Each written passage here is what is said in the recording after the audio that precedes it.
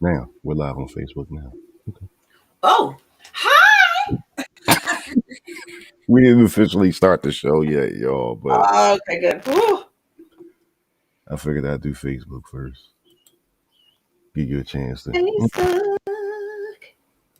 All right, we're getting ready to go live on the radio now. The Melanated Morning Show with DJ Kid Disco and co-host Cinda Williams. Grown Folks Radio. WGFB FM Radio. So are you ready? Yeah. How it used to be. Something for everyone. 24/7, 365. After these messages, we'll be right back. For the health and safety of our guests and team members, we're here for you. That means frequently deep cleaning our stores and wiping down carts and baskets after each use, reserving dedicated shopping hours for our most vulnerable guests, providing masks and gloves to our team members, and offering contactless shopping options through the Target app, like Drive Up and same-day delivery. We are here for you now more than ever, and your health and safety is our highest priority. Learn more at target.com/a bullseye view. New Dunkin' Refreshers. Vibrant fruit flavors like strawberry, dragon fruit, and peach passion fruit. B vitamins and energy from green tea. All under 200 calories. Order ahead via the Dunkin' app for a contactless way to order, pay, and pick up in the drive-thru. America runs on Dunkin'. Price and participation may vary. Limited time offer. Amazon is hiring near you. Earn a competitive wage and start as soon as 7 days. No resume or experience required. Health and safety are a top priority with all of Amazon's roles and sites. Amazon is taking precautions in their buildings to keep people healthy. Go to amazon.com/apply. That's amazon.com/apply. Amazon is an equal opportunity employer.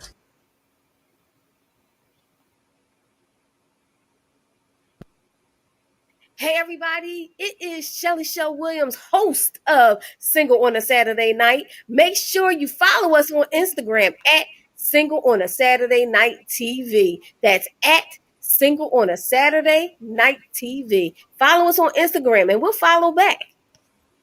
Hey everybody, it's Shelly Shell Williams, Philly's Oprah, executive producer of Urban Expressions, Single on a Saturday Night, but I am a business, social media, and media coach. And if you're looking to show up on social media with a purpose, I have a course for you. Have you been struggling as an entrepreneur, trying to figure out how to get people to engage, how to get people to buy, how to get people just to see you on social media?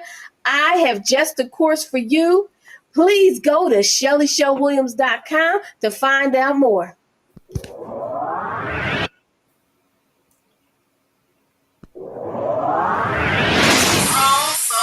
Radio.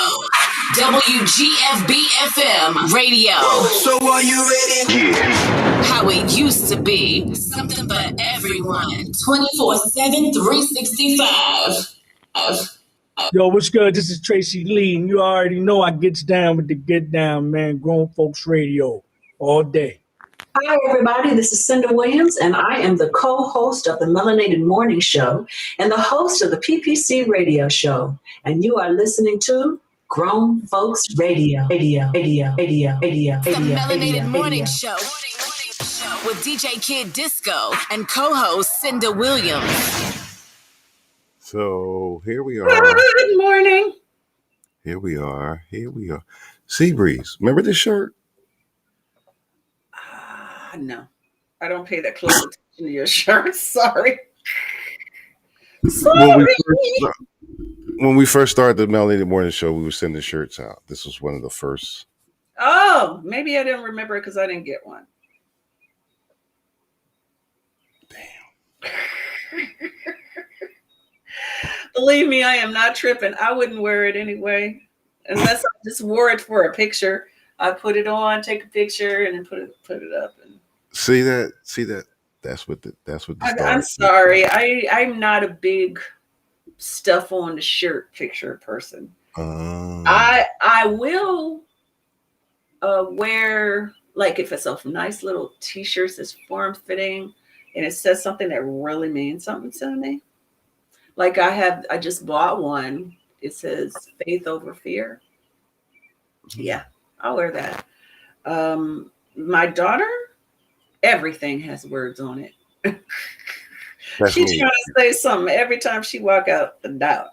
That's me. Everything. Yeah. Uh-huh. So we didn't do politics last week, so we're gonna do it this week. Little bit. We do need to talk. Yeah, because they tripping. So let's start. Liz Cheney. Liz Cheney. Someone that I don't typically agree with when it comes to politics. Hi, Chauncey. Hi, cousin. I hope you're feeling well. Elizabeth. Mm. Good morning, Malik. Yeah, I don't agree with her politics. I mean, she is related to someone very interesting and all of that. But I definitely support her stance on telling the truth. And that's all she's doing. Uh-oh. Yeah, that's all. She's not disagreeing with them on their politics. She's not disagreeing with them on anything. She feels the same way they do. On all things except for truth. They want to perpetuate a lie. They want to keep telling that lie because they think that's how they're going to win. And they may be right. They will get the votes of the Trump supporter. But the Trump supporter is in the minority. They have actually said, Lindsey Graham says, I wish I had took a screenshot of what he actually said. I can't even deal with Lindsey Graham. Lindsey Graham, he's let me see what he said. Flopper. He goes back and forth. He's just so not. This is actually what he said. Okay. He says, not about right or wrong.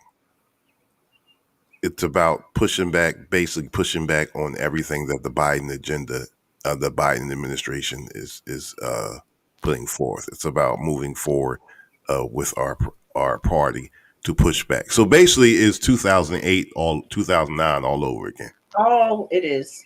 That's all it is. And their fear. He's lying. It's not just that. It's they're afraid. They're afraid that they can't win without that base. But wait a minute. Listen to what he said. Mm-hmm. Let me repeat that. Gotcha. It's not about right or wrong. See, I didn't think you caught that.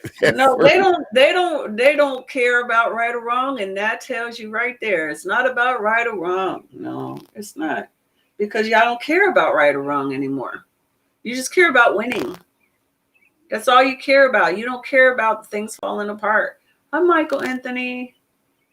Chauncey said he can't deal with Graham, McConnell, or the black dude. Scott shakes his head. Oh, God, Tim Scott. Don't get me started with him. And Malik gave us a great quote from George Orwell. He said, in a climate of deceit, telling the truth becomes a revolutionary act. There we are. Absolutely. Yeah. Absolutely. Should I give him one, Sea Breeze? Give him one. Give him one. We can get a full one on that one. Get a full one.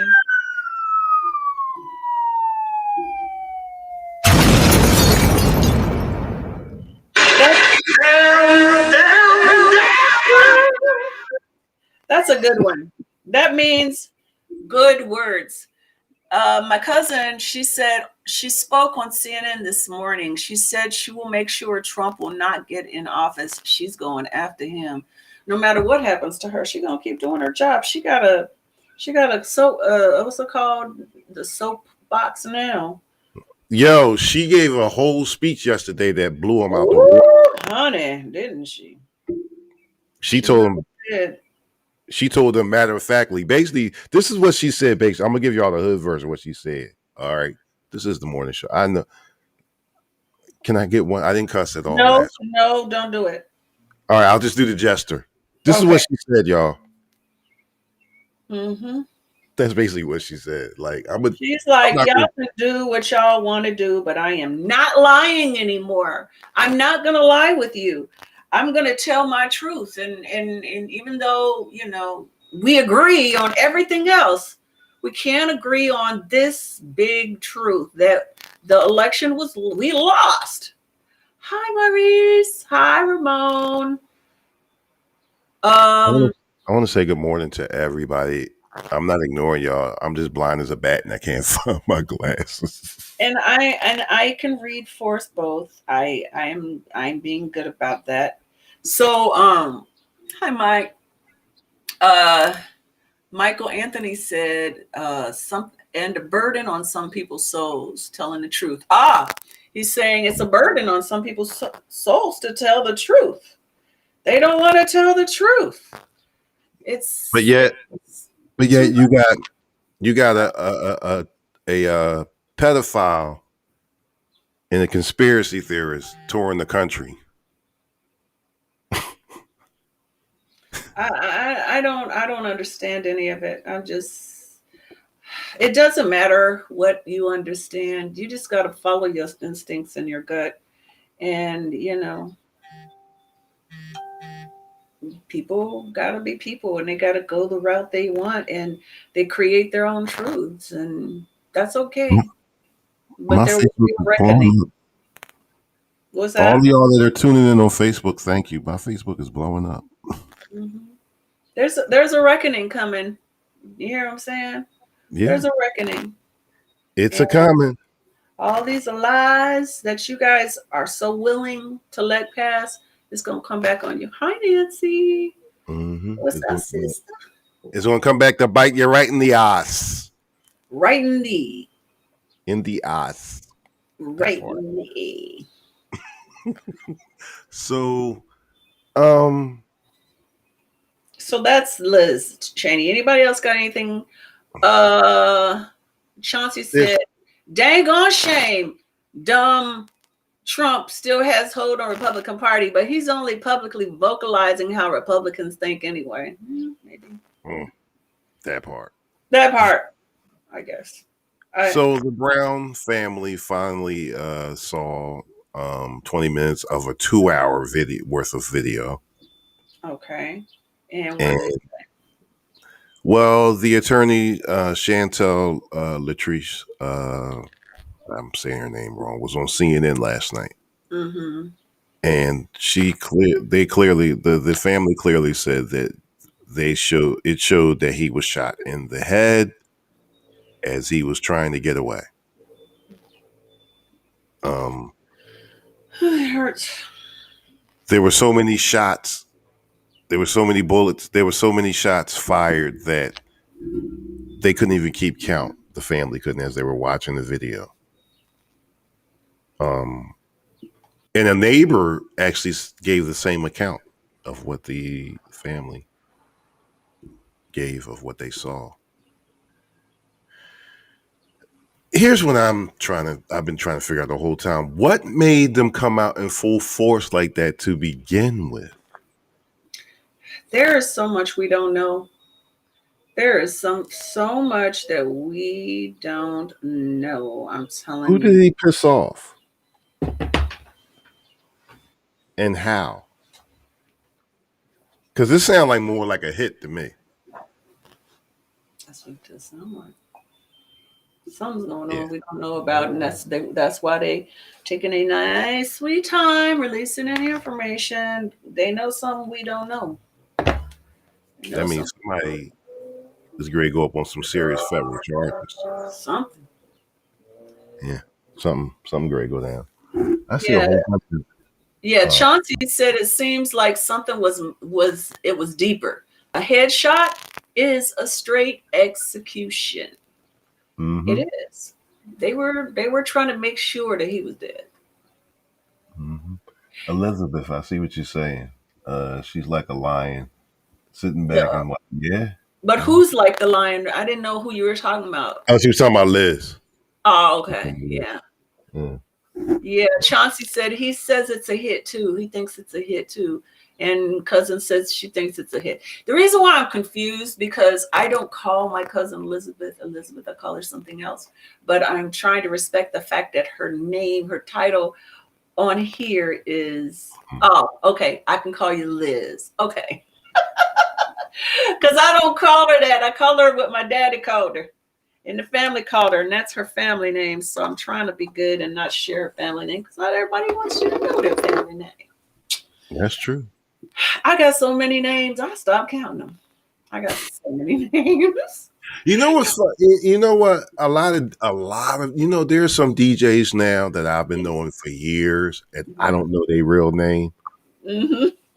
There's some that been in my house. I'm gonna shout one out right now. Speed Rock, what the fuck is your name? Stop cussing. I couldn't help it. I'm sorry.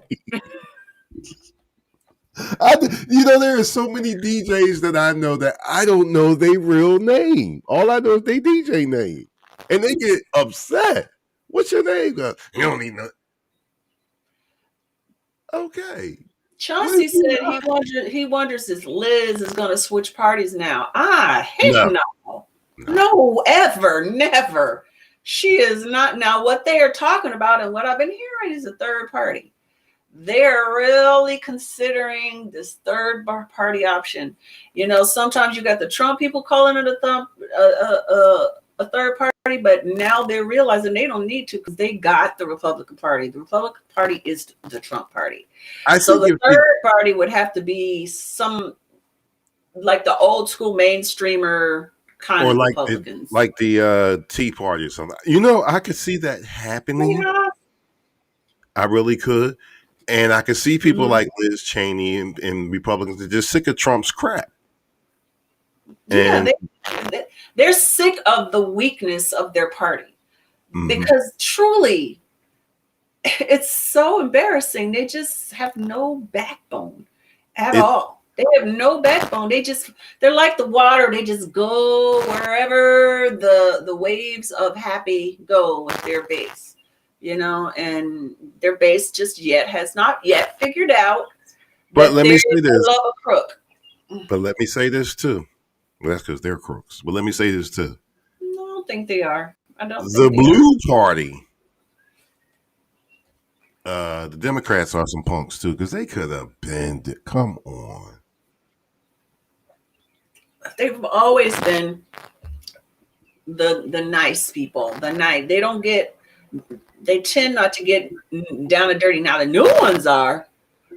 Now here's my analogy, and you're a Hollywood TV person, so you'll know where I'm going with this. You're right, so you'll understand this. What's going on now? My whole analogy revolves around the classic show All in the Family.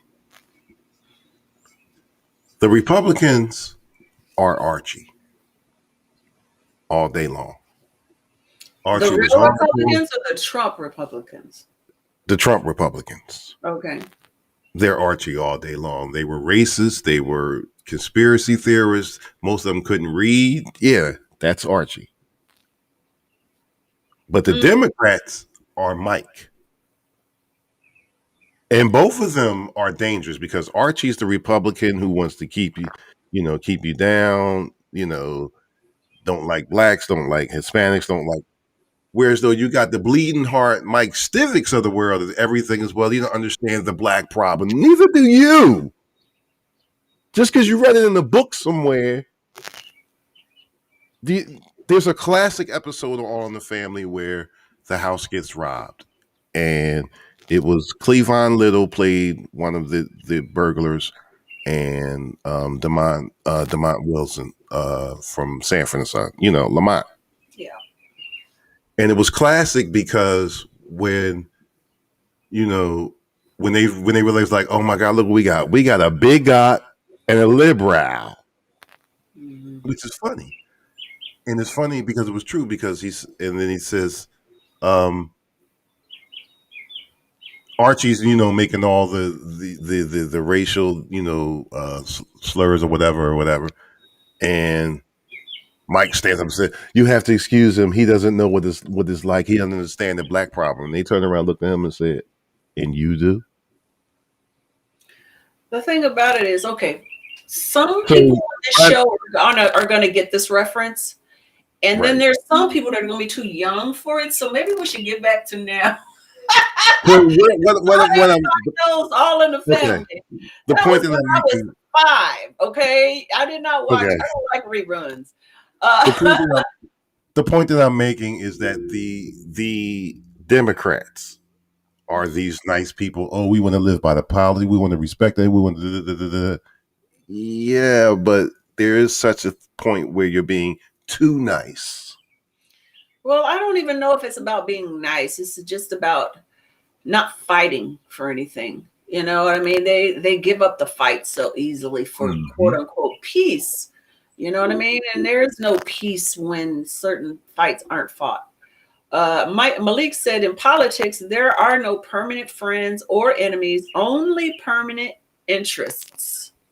I agree. What up, Flash? That's my man, MC Flash from Philly. Yeah, he says it's a public puppet show, and they're with whoever pulls the string. And I think that's everybody, honestly, because the Democrats move on this, like for instance, now they're being more progressive, where just a few years ago they were more moderate. And Biden is definitely in the moderate lane.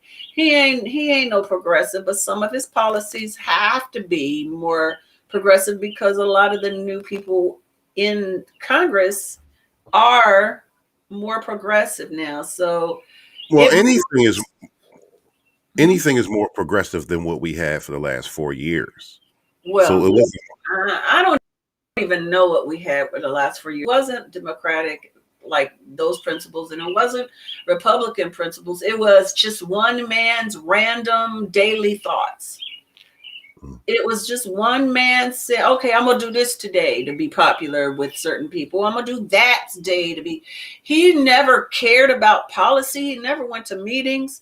He doesn't know what's going on in the world. He doesn't really care. He just likes this guy because he seems like a strong bully like he is. He didn't know about anything. And so there was no real true political agenda because he didn't have one. He just cared about who liked him.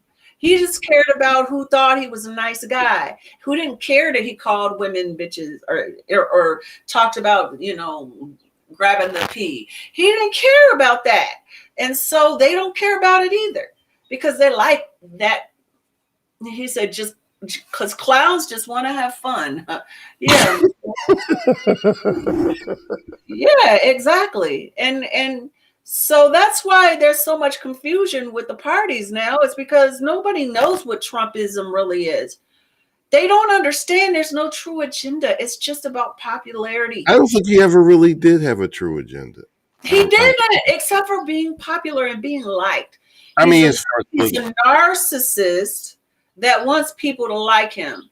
And but he always because Black people didn't act like they liked him enough, then he pulled from his racist roots and said, okay, I'm going to go with these people that like me because I'm a white man, a white old man. So they want a father figure. So I'm going to give them that. And a father figure to me is somebody that's mean and yells at other people and is crude and all these things. And they'll go right along with me. And he was right. But you know what's funny? You know what's interesting though? As far as Black people are concerned with Trump, throughout the years before he became president, Blacks actually liked Trump. If you listen to a lot of hip hop songs, he's mentioned a lot. Yeah, because our what is so important to me is to us is so materialistic. So all we cared about the fact that he says he's rich and he owns Trump buildings and all this kind of stuff. Didn't care that he was screwing over everybody that he could. It didn't care that they don't care that he would never have let them rent in one of his buildings. They just don't get deep into. They didn't get deep into who the man was. They just cared about the fact that he was rich. Well, it wasn't even. But on that note, I'm not going to say just Blacks, just people. Period. Once you become president, once you win, or even once you win the nomination, Now your life is going to become so transparent. They're going to crawl up your ass with a fine tooth comb. And that's what happened. He didn't think this all the way through.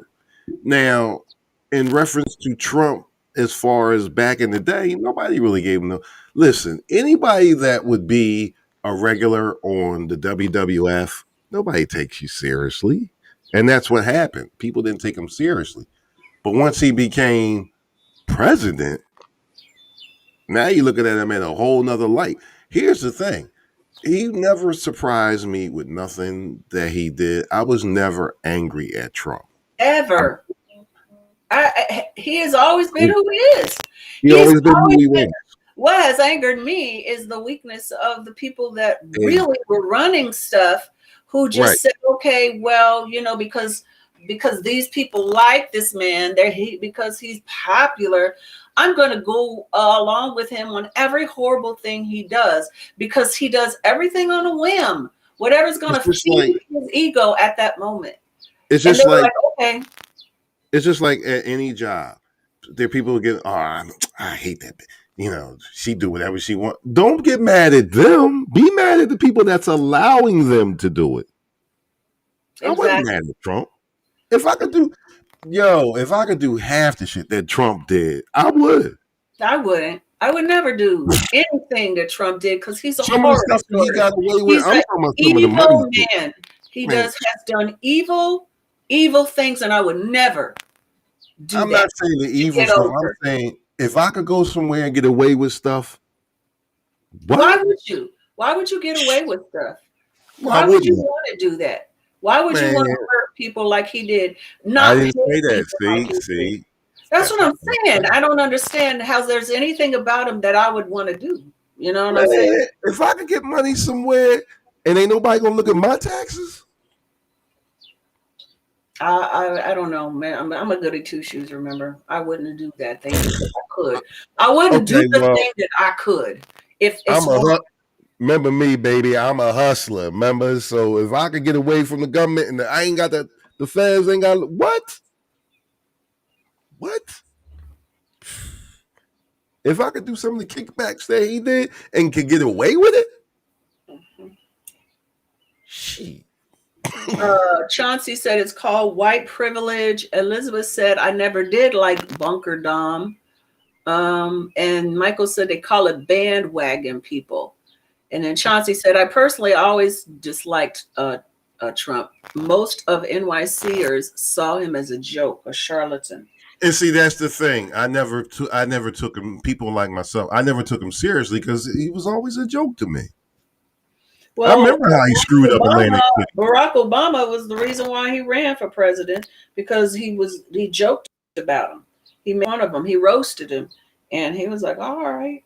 He didn't like that joke. He left, and he's like, "Okay, I'm president." But once he won and got into office, he was so jealous of that man. Yeah, because people kept saying, "I wish Barack was here. I wish Barack was here," and he wanted them talking about him, not the other guy. And part of the big lie, there's so many lies within the big lie. Oh, we rebuilt the economy. No, you didn't. Obama hand gave you on a silver platter a stable economy. No, that's not true. The true history was when Mr. Obama took over from Bush, the banking industry, the housing industry, the auto industry was in the toilet. Y'all remember Fannie Mae? It was in the toilet. Obama fixed all of that. People that are angry talking about Obama, calling him Obama and all that old crazy, racist stuff. Obama took my farm. No, technically, Bush took your farm. Bush let your farm go. Bush let your house. What happened was you were so in the toilet from Bush. By the time Obama got there, was nothing he could do. It took him damn near 6 years to fix anything because everything he tried to do, they wouldn't get it. Against it. What was he supposed to do? But see, because people don't pay attention to history or or before certain people came into office, they never watched the news. And then their family only watches one news source. They don't read anything. They just don't know. They don't understand that their problems started way before Barack Obama became the president. Yep. And Chauncey says Trump appeases his fellow racists and their attitudes. Racism is a very strong motivator in America because this country was built on it. That's what he thinks. Yeah, but I can't get mad. I can't be angry at him for doing what he's always been. He clearly. No, he's not the one to be angry at. No. I'm not really angry at nobody. The Republicans are doing business as usual. They've been doing it. Just that here's the thing. Now that everything is right there on the table, these are the times that we live in. The stuff y'all used to do. Remember I was saying all last year, if Biden gets in office, all of their crap that they've been doing for years is starting to come to light. And that's what's happening. All their crap is coming to light. So it's business as usual. The change is coming. And as you always say, Seabreeze, they don't like it. Mm-hmm. Yeah, they're fighting it, but it's too late. It's too late. Speaking of late, it's time for a break. Please don't leave us. We got 3.5 minutes of commercials. Come back. Can you? Yes. We're going to come back and we're going to talk about the Golden Globe Awards and their shakeup and all of their stuff that they're going through. So, thank everybody for tuning in so far. This is the Melanated Morning Show. I am DJ Kid Disco. Who are you, girly? My name is Seabreeze, aka Cinda Williams. See you after the break. The Melanated Morning Show with DJ Kid Disco and co-host Cinda Williams. WGFB-FM radio. So are you ready? Yeah. How it used to be. Something for everyone. 24/7, 365.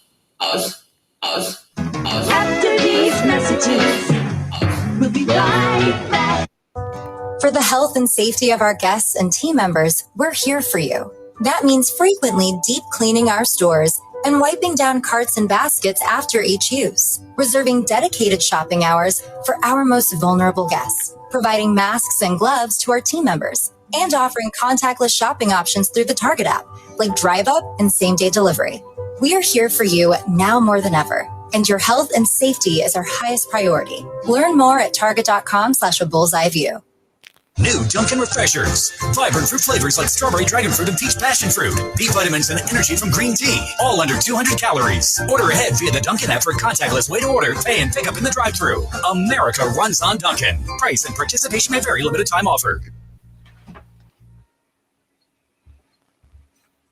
Amazon is hiring near you. Earn a competitive wage and start as soon as 7 days. No resume or experience required. Health and safety are a top priority with all of Amazon's roles and sites. Amazon is taking precautions in their buildings to keep people healthy. Go to amazon.com/apply. That's amazon.com/apply. Amazon is an equal opportunity employer.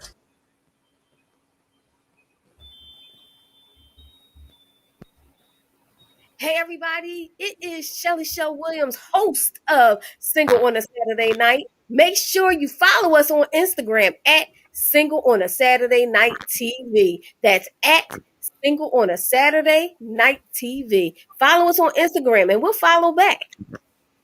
Hey everybody, it's Shelly Shell Williams, Philly's Oprah, executive producer of Urban Expressions, Single on a Saturday Night. But I am a business, social media, and media coach. And if you're looking to show up on social media with a purpose, I have a course for you. Have you been struggling as an entrepreneur, trying to figure out how to get people to engage, how to get people to buy, how to get people just to see you on social media?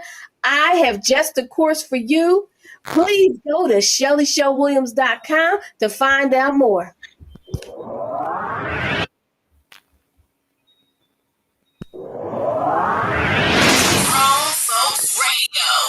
WGFB-FM radio. So are you ready? Yeah. How it used to be. Something for everyone. 24/7, 365.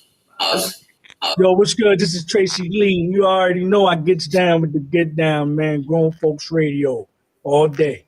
Hi, everybody. This is Cinda Williams, and I am the co-host of the Melanated Morning Show and the host of the PPC Radio Show. And you are listening to Grown Folks Radio. Radio. And we are back. We are back, and Y'all hope you caught guys me off guard. with us. Y'all caught me off guard, so I apologize. But these are so good, Seabreeze. Oh my! They're bagels from Panero's here in Delaware County in Pennsylvania. Oh my God! I'll have to try it. I want to try a lot of things, though. I'm on a program and I'm counting. What can you eat now? when you get here? What can we feed you that you can eat? The only 'Cause thing I I know you don't don't eat meat. The only thing I don't, well, depends. You know, I usually only eat meat on the weekends. But I do eat meat. It's just, You ever had a chicken cheese steak? Craig asked, do you need me on the show right now? I don't know. Do we? If you want to.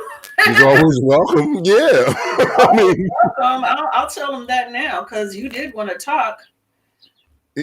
yeah, he's always welcome. You know, Craig's always welcome. Okay. Well, we might get some financial information, y'all. Do you want to come on? Yeah, I mean, we're not doing financial, we're doing political, but you know his take on that. Always. He got a take on everything, okay? Yeah. Craig is super, super smart about a whole lot. He and his wife. Oh my gosh. He said, send the link. He wants to talk. Okay, so I'm going to send him the link. Well, aren't we chatty this morning, Craig? But he said no video, though. He don't want to be seen, but Okay. I gotta go find it. You gotta be seen. I'll email it to him. But yeah, what are we talking about? Oh, we definitely want Craig on this part of the conversation. The Golden Globe. The Golden Globes. Oh, he is definitely gonna have some words for that, but I gotta find it. See, that's why I like you to send me the link earlier, because again and again, because it's like 50 emails down. I'm going to send it to you right now. I got it. I found it. Don't worry. I found it. Copy Earl. Yeah, so I apologize. I'm being so super ghetto and rude, but I am so freaking hungry. My stomach is touching my back. Man, I'm always hungry. I've been smoking dope all day, all right? All morning. I am super hungry. But can I tell you, since I've been doing this little program I'm on, I'm enjoying it tremendously. I've slimmed down quite a bit. I still got a long way to go, but I've slimmed down.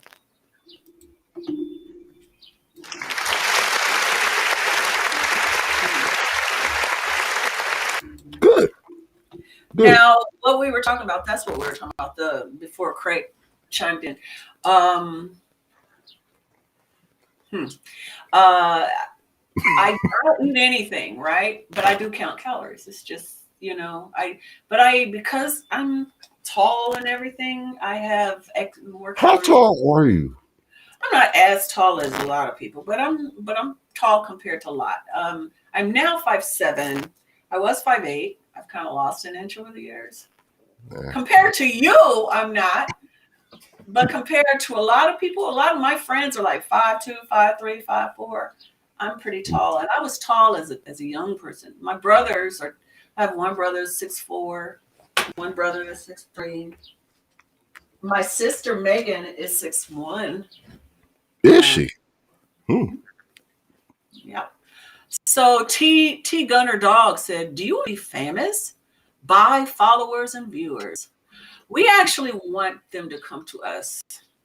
I don't want to buy. Fuck? Wait a minute, what?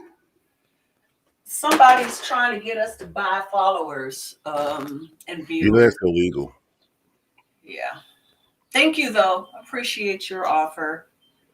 But no. It's not it. Well, it's kind of Okay. illegal, but yeah. So Chauncey wants to get us back on track. Thank you, Chauncey. He says he's like a part of the show. I love that. I can't wait to see you, Chauncey. We're gonna be in New York. We got work to do to get this together, but I feel like we can tell you this. We're going to do a live radio tour in July, and New York is in there. We're going to be coming in the big NYC. I got to figure out where I'm staying while I'm there, because if we can pull this off, I think that we can, folks.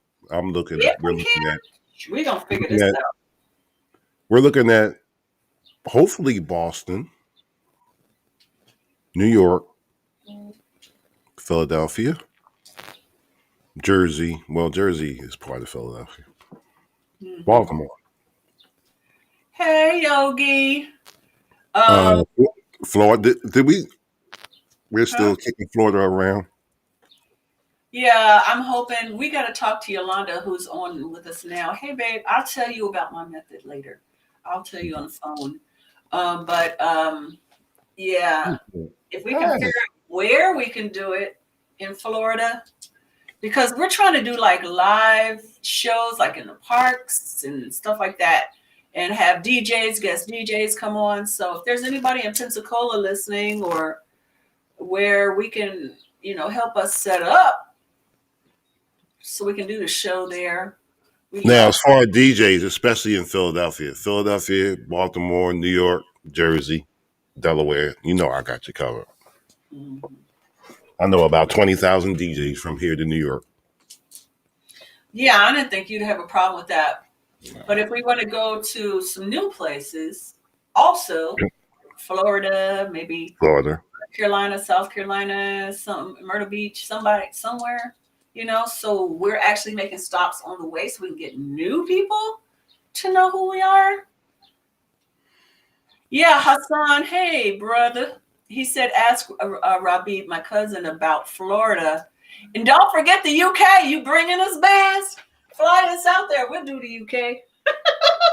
I want to come to where you are so much. It's one of the places I haven't been. I've never been to. I was just talking to Carmen about that this morning. I said, "Yo, I want to go to the UK." She gave me this dirty look, like, "Ew." I'm like, I really want to go to the UK. I've never been. Oh yeah, me too. I mean, I've been to Ireland, which was a part of it, but I have not been to England. How was I've Ireland? flown through it, landed in England, and all of that. Ireland is one of my favorite places in the world. I love it. I love it. I haven't been to Scotland yet. I want to go to Amsterdam. There's a bunch of places I want to go. Oh God, I want to go to Amsterdam for obvious reasons. Yeah, I know you do. I know you do. That is a dream of mine, to go to Amsterdam. Hassan, Rabib is in Orlando, which is about a 6-hour drive from Pensacola. So we gotta figure it out, because we're picking up Yolanda, I think, in Pensacola. You know what I did want to talk about real quick? We're waiting for. By the way, Craig is coming. He's just his uploading is slow. I'm sorry. Figured. We were speaking of Texas, I was watching, half-ass listening to the show my wife watches all the time, where people, find these islands or houses or whatever, paying a good amount of money, mostly white folks. I'm not going to say in front. And they were from Frisco, Texas. What? Frisco. So what she said alarmed me. I'm like, oh. When they asked her, why are you looking for a house, in Alaska? Well, we kind of want to, a lot of new type, and that's what quote new type of people are moving in. So we like to get back to the. Knows about that. My brother is one of those new types that are moving in. And you knew where I was going with this. So we like to get back to the traditional family values that used to be in Frisco. Okay. I know what you're really saying. the niggas are coming. That's what you really wanted to say. I caught that. That's what you really wanted to say. Yeah. As soon as one of us moves in their neighborhood, oh my God, we gotta go. We gotta go. The neighborhood's going down. I caught that. I love Frisco. I love it. It's so mixed and diverse with all kinds of people. So you got your Texas people there. You got them there too. And they're all friendly and nice. And then you got your New Yorkers that have moved there and your LA-ers and everybody that wants to buy a nice size house without paying $1 million taxes. Yeah. Greg's here. Hey. Hey, and you're on video too. What's up with that? I don't look very good this morning. Oh, yes, I just got up. I like it. You look It's the really random nice. white guy. Yeah, that's me, the token white, the token cracker. So, real That's quick, fine. let's finish real quick with the Texas thing, and then we're gonna go right into the Golden Globe thing. Seabreeze. Yeah. Mhm. I was sitting there watching it, and it only caught me because of the name of this Frisco. Wait a minute. So my antennas went up, Boop. And when she said that, if she said a whole lot of new type. They called it the new types. She would have missed me. It would have totally missed my antennas had she not said type.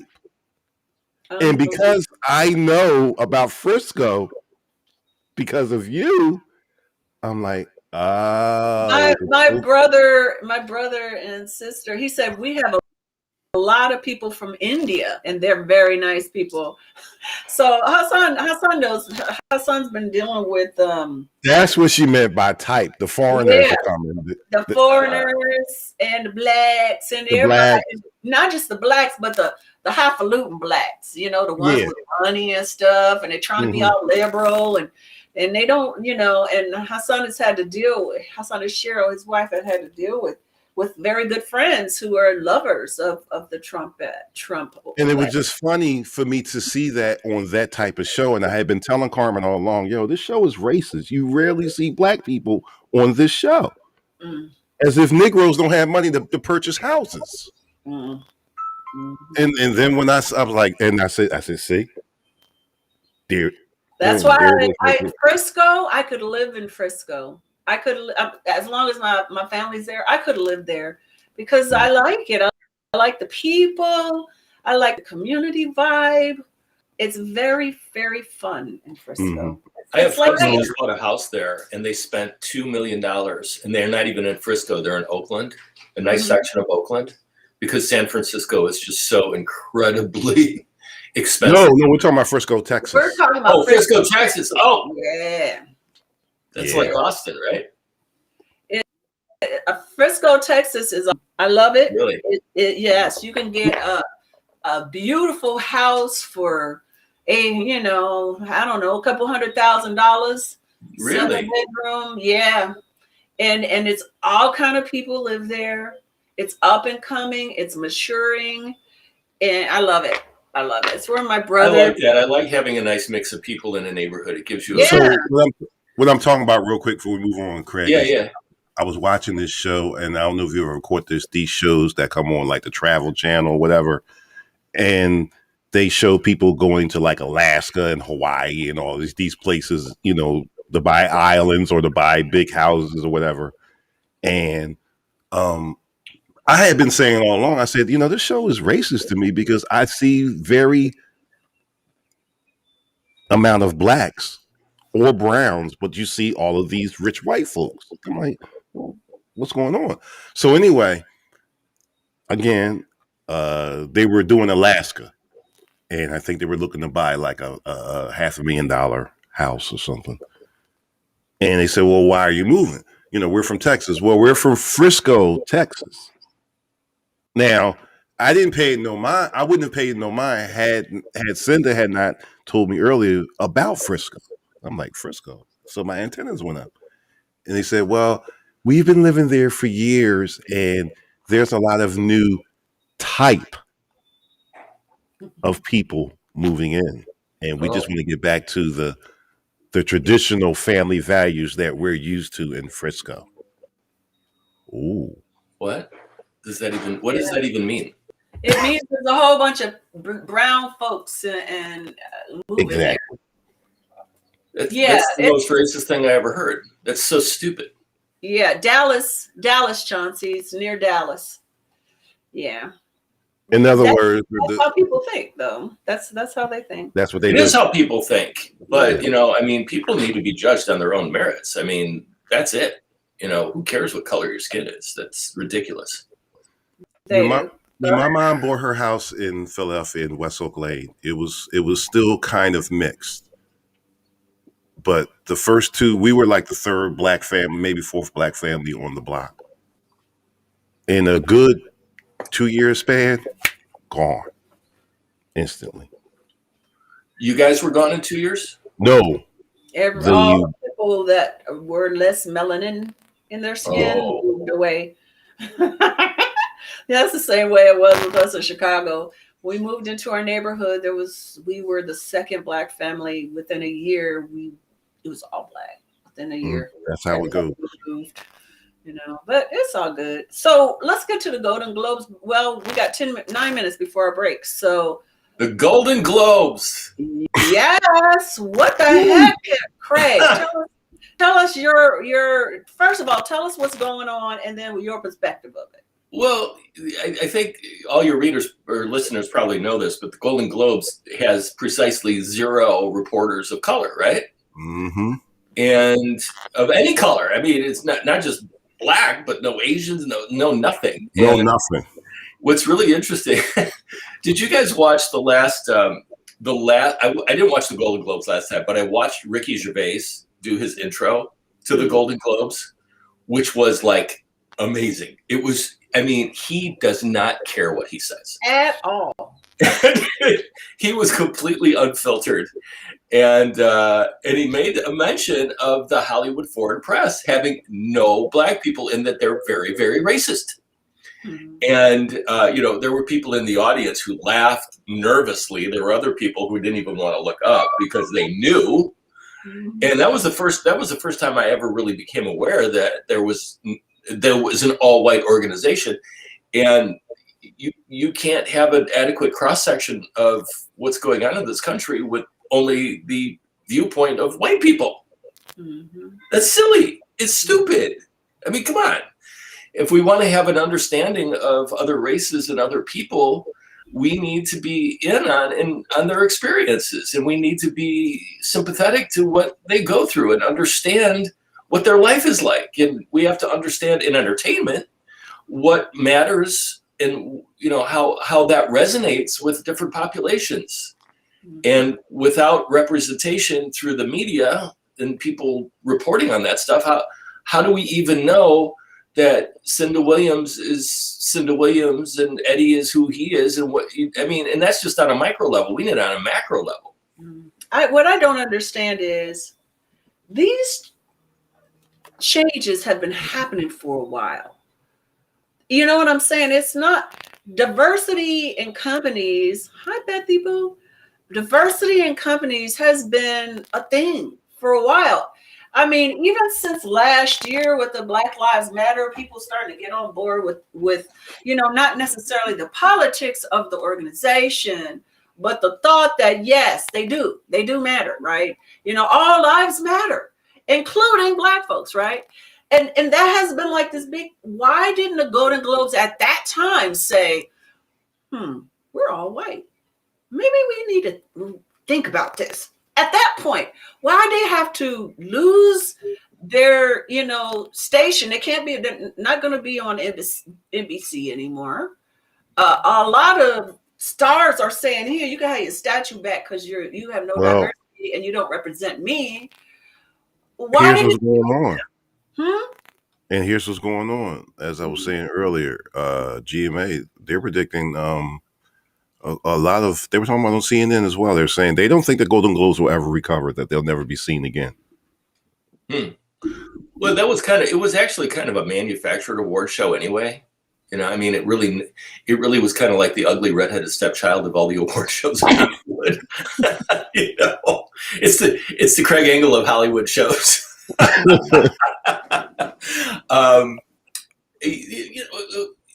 mean, it's a love fest for Hollywood types that, they just want to get drunk together and have a party. Great. That's wonderful. But represent. It's not that hard. It just isn't. They said they were doing pretty bad. The ratings and everything been doing pretty bad for the past 3 or 4 years. So they think this is the final blow. Yeah, I relished Ricky Gervais's last hosting. It was amazing. He was he was like, all you actors, you don't care. We don't want to hear about your God. We don't want to hear about your politics. We want to hear about this. Come up here, take your award, say thank you, get off the stage. Because let's face it, if ISIS started a streaming studio, you'd be calling your agents right now to get an audition. How important are the Golden Globes as compared to the grant? They're not.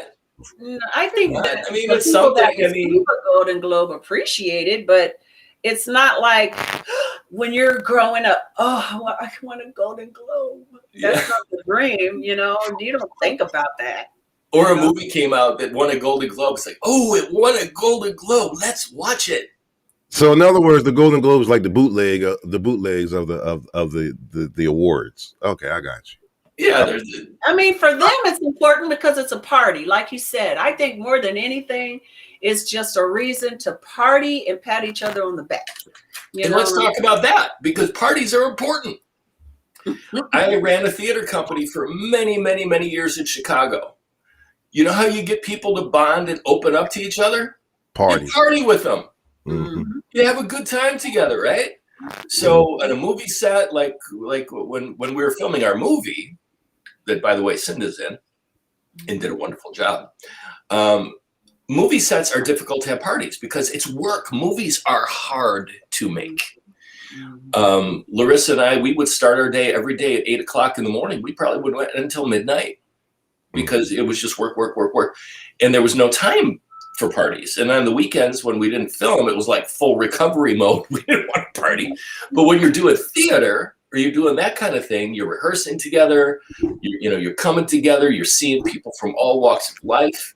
And then you go out to bars. And then when you start having performances, you get together and you have parties. I have so many amazing friends of all cultures, colors, everything, because we party together, right? Cinda, you were at my house on New Year's Eve one year. We had a great time because we're just partying together, right? I mean, honestly, I think that the more people can socialize that way and put aside the stupid idiot politics that are out there, this whole ridiculous notion of family values is ridiculous because the notion of family has completely evolved in the past 10, 15 years, And I would imagine a lot of your listeners, they probably feel more like I have the family that I'm stuck with and I have the family that I made. And which one is really more important? The family that you made, the people that you want to be around. That's what we need to start looking at. Finding common ground, finding ways to love each other, finding ways to want to be together. That's when the world starts changing. And that's literally the job of every one of us individually, don't you think? Yeah, I agree. And when it comes to the Golden Globes, if that's what it is, it's a great big party. Have it. Have your parties. Include Black people, Chinese people. Include some other folks. Muslims. But you don't have to be televised. You know what I'm saying? Can I let y'all in on? Can I let folks in on a little secret? Please. Black folks, we like parties. Oh hell yeah! We had so much fun partying. Fun at parties. Yeah, some of us actually had William Lee and Evan Lee come to the house one day to rehearse. It turned into a giant party. Listen, we were lighting each other. We were lighting each other on fire, but that's a party too.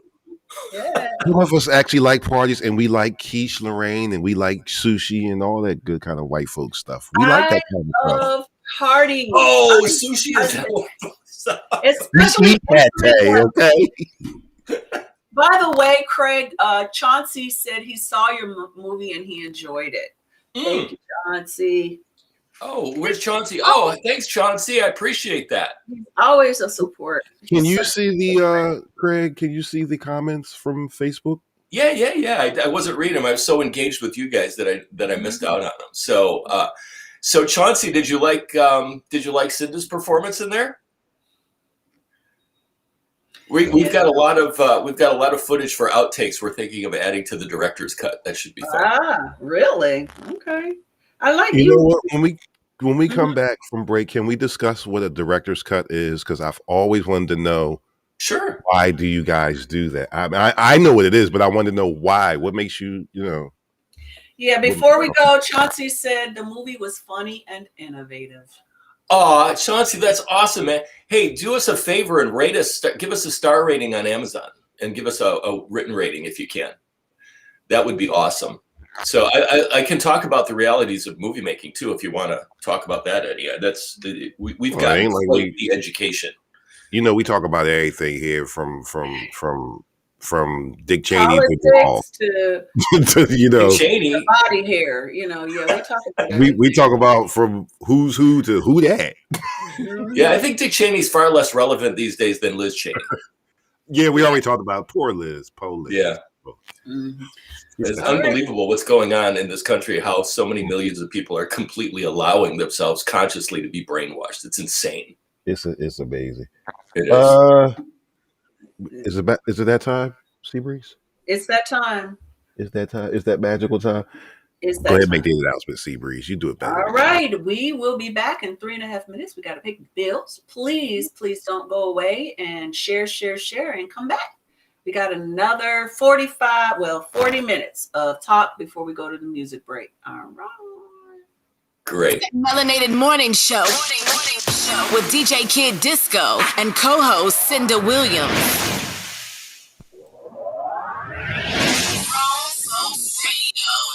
WGFB-FM radio.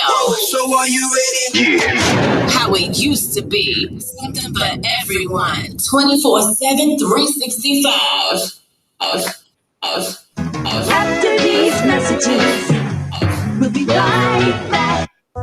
For the health and safety of our guests and team members, we're here for you. That means frequently deep cleaning our stores and wiping down carts and baskets after each use, reserving dedicated shopping hours for our most vulnerable guests, providing masks and gloves to our team members, and offering contactless shopping options through the Target app, like Drive Up and same-day delivery.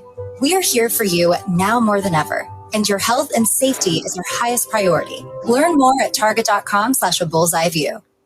New Dunkin' Refreshers. Vibrant fruit flavors like strawberry, dragon fruit, and peach passion fruit. B vitamins and energy from green tea. All under 200 calories. Order ahead via the Dunkin' app for a contactless way to order, pay, and pick up in the drive-thru. America runs on Dunkin'. Price and participation may vary. Limited time offer. Amazon is hiring near you. Earn a competitive wage and start as soon as 7 days. No resume or experience required. Health and safety are a top priority with all of Amazon's roles and sites. Amazon is taking precautions in their buildings to keep people healthy. Go to amazon.com/apply. That's amazon.com/apply. Amazon is an equal opportunity employer.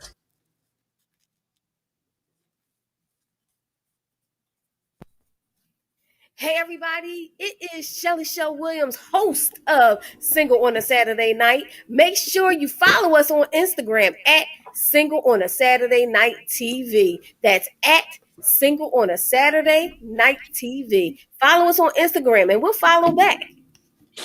Hey everybody, it's Shelly Shell Williams, Philly's Oprah, executive producer of Urban Expressions, Single on a Saturday Night. But I am a business, social media, and media coach. And if you're looking to show up on social media with a purpose, I have a course for you. Have you been struggling as an entrepreneur, trying to figure out how to get people to engage, how to get people to buy, how to get people just to see you on social media? I have just a course for you. Please go to ShellyShellWilliams.com to find out more.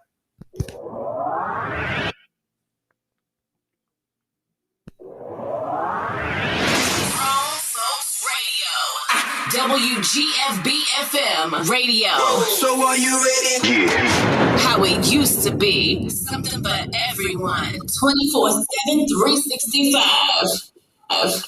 Yo, what's good? This is Tracy Lee, and you already know I gets down with the get down, man. Grown Folks Radio all day. Hi, everybody. This is Cinda Williams, and I am the co-host of the Melanated Morning Show and the host of the PPC Radio Show.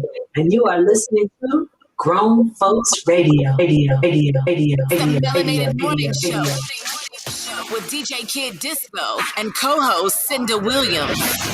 Okay, so we're back. And before we get into our topic of, what we were talking about just now, real quick, well, let's go to that first. Let's get that out of the way for the next 10 minutes, and then we're going to go into the next segment. Like we were asking you, Craig, what director's cut? Between a director's cut. That's what he wants to know. Oh, okay. All right. Why do you guys do that? Is really what I'm asking. It's actually like bonus features, really. So there's a lot of movies out there that use that oftentimes movie studios, they have final say over what gets released to the public. And the unfortunate thing is that bean counters and not creative people decide what they want the public to see, and oftentimes it's a detriment to the movie.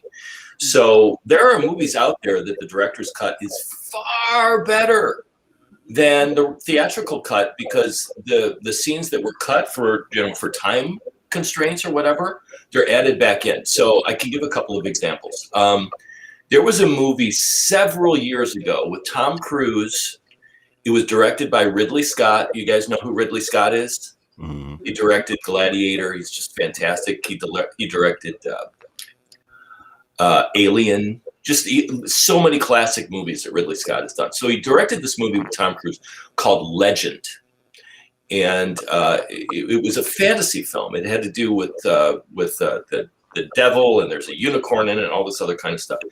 The theatrical version was beautiful to look at, but it made no sense because it got so chopped up by the movie studio. The director's cut added all that back in. It went from being about a 2-hour movie to a 2.5-hour movie, which a lot of studios are very concerned about, because in 2.5 hours, you can't sell as much popcorn. Which is a really lousy reason to trim a movie, especially if it's a brilliant piece. So this movie, Legend, with Tom Cruise, I recommend highly everybody watch it, but only watch the director's cut. The movie Aliens. Have we all seen Aliens? Mm-hmm. Fantastic movie. I mean, literally set the standard for sci-fi action movies. There's really never been anything like it. There's a director's cut of that, of scenes that were taken out that augmented the story. It made it longer. The story, luckily with Aliens, the theatrical cut was actually a cohesive cut, and it worked as a movie. But when you added the director's cut stuff back in, it became a lot more fleshed out. There were some really interesting special effects and scenes that were added back in that are wonderful. And you know what? I noticed that I was watching Star Wars the other night, because on my Fire Stick, one of the apps that I have, gives you unlimited movies, and they have movie channels that just play the same movie series. Like they play all of the Back to the Futures on one channel. They play all of the Star Wars, all of the Rockies. Really? Yeah, great. And which channel was it? Tubi? Huh? Was it Tubi that does that? No, it's just STR TV. And I was watching Star Wars. I'm a big Star Wars, and I was watching, I've watched all of them. Of course, I watch them over and over. And I was watching Star Wars, and I'm like, I don't remember this scene in the original. Right. Where George Lucas cut, right? I didn't know there was one. And I'll tell you the scene. When they go into the cantina and Luke and Obi-Wan hires Han Solo. When Chewie goes to get the ship ready, Jabba the Hutt is actually there talking with Han Solo in the docking bay. That's in the original movie. There's a lot of movies like the most recent one that I've seen was the DC movie.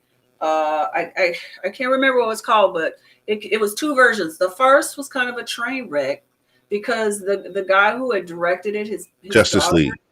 yes, his daughter unfortunately killed herself, and so he quit the movie.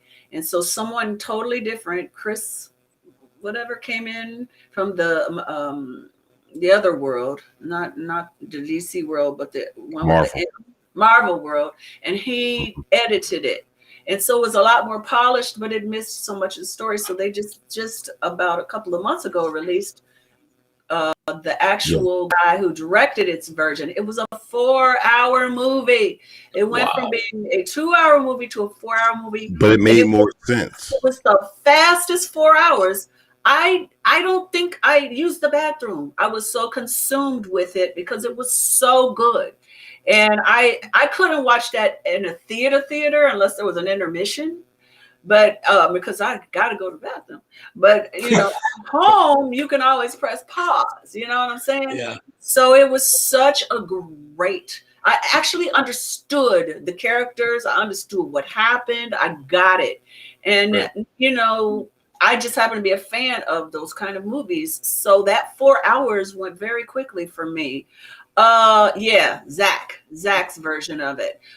Dave Giso asked, is it? Yeah, that's a question, Dave. Yeah, so Alien was directed by Ridley Scott. Aliens was directed by James Cameron. Oh, okay, totally. Two of the best directors ever in Hollywood. Right. Hey, so, Dave. Yeah. What's So up, Dave? director's cuts. You know another movie that had a great director's cut was Watchmen. Watchmen. Huh, I didn't Yeah. see that one. Yeah, that's a good one. That's a really interesting one. It's based on a graphic novel, and there's some really interesting things that go on in that. And So anyway, that does make sense because Marvel and DC are on two totally different concepts. yeah. And I'll explain it real quick. DC is more of the whole gods and the heavens and all of that kind of stuff. And if you notice, all of DC characters and stories are fictional. Star City, Gotham City, you know, they're not real places. They're not real people. Marvel, on the other hand, deals with real places, New York, and deals with real people. And that's why Spider-Man is one of the most popular superheroes ever. Why? Because Spider-Man dealt with the everyday quirks that every teenage boy goes through. And that's why Spider-Man took off from the very beginning. So to tell a DC story is more of on an epic tale type of thing, you know, knights in armor and all of that kind of stuff.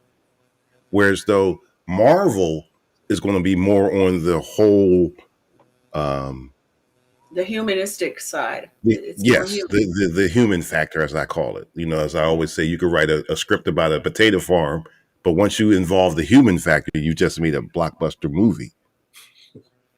Because you for a script, man, I'm gonna do the potato farms of the superheroes. But you know, there's my William and I just watched. There's a new show. It's on a CW. I'm usually not a CW person, but this is a new show. It's also on HBO. It's called Superman and Lois. The reason why I like it is because it's kind of a mixture of the two.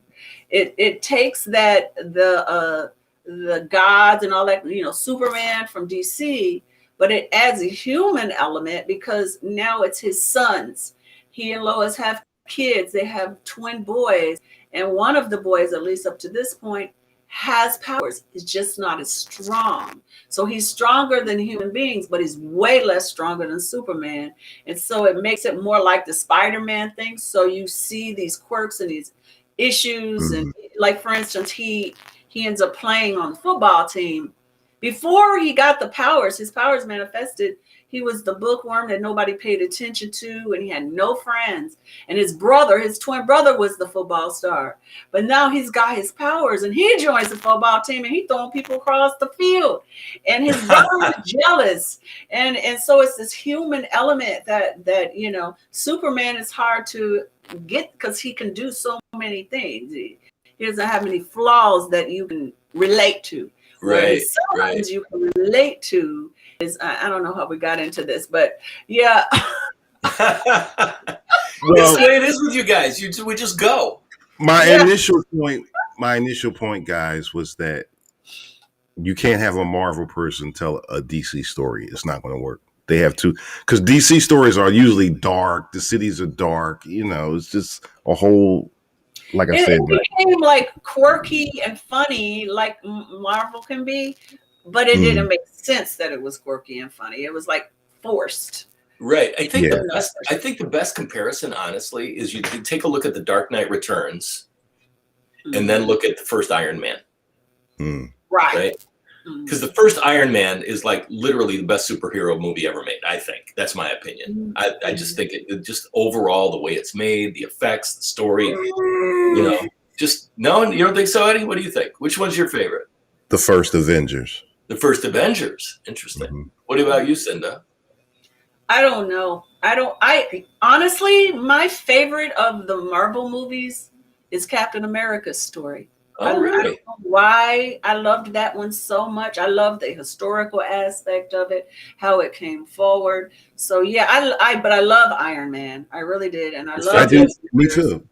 Yeah, I love the Avengers because I love the way they came together when they fought in the end, and they said, "Okay, Bruce, you know, when you go in turn," he says. But Iron Man is what made it huge. Iron Man, because Iron Man was the first one where the acting, the story, the writing, and the superhero stuff all melded together, and they used a really good actor. You know, Robert Downey Jr. is a really good actor. Before it would be like Arnold Schwarzenegger types playing the parts, and they're nice personalities. But he's an actual actor that made this character have all these layers. Whereas our superhero characters have layers. I also like the Marvel movies because I was such a comic book freak as a kid. Were you? I was too. Oh, man. I still have tons of them. Yeah. My mom and dad just moved, and they came across a giant box of old comic books. Oh, wow. They were all mine. I had no idea what they were. So I used to have a copy. Listen to this. So if anybody out there listening has this, by the way, Chauncey, I love all of your comments. Thank you so much for all of your piping in on this. You're awesome, man. And thanks for watching our movie. But anyway, so back in the day, I owned a copy for anybody who's a comic book aficionado. I had a copy of Amazing Fantasy number 15. Now, does anybody know what that is? I don't know. I know the very first appearance of Spider-Man in a comic book. It wasn't even the Amazing Spider-Man yet. That comic book in mint condition now is worth $1 million. I had it. Had it. It wasn't there. I was like, But I have a copy of Spawn number 1. I have a copy of Jonah Hex, the first appearance of Jonah Hex, which was made into movies. Wow. I have the very first Vampirella, which is weird. It's a weird comic book. You know, a female vampire. The first She-Hulk. You have the first She-Hulk. Wow. Yeah, so there's money in that stuff. So anybody out there listening, if you have old comic books stored, go look them up because you might be sitting on a gold mine and you don't even know it. So yeah, William had some. William Lee had some, and an adult in his life took them. What? And they disappeared. Oh. He had very, very. He could have got a lot of money, and made the mistake of telling someone this. Yeah. Well, exactly. Exactly. And they took it. As a financial advisor, I always tell people, if you come into a windfall of any kind, you inherit money, you win a lotto, whatever, shut your mouth.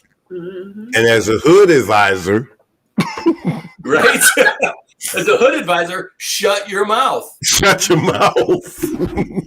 You know, so get yourself a good financial advisor, get somebody you trust, and let them handle your money. That way, when people come to you and say, oh, you came into all this money, I need money for this or that, you can always say, you know what? I don't handle my money anymore. If you want money, you have to talk to my financial advisor. And then they talk to me and I say, nope.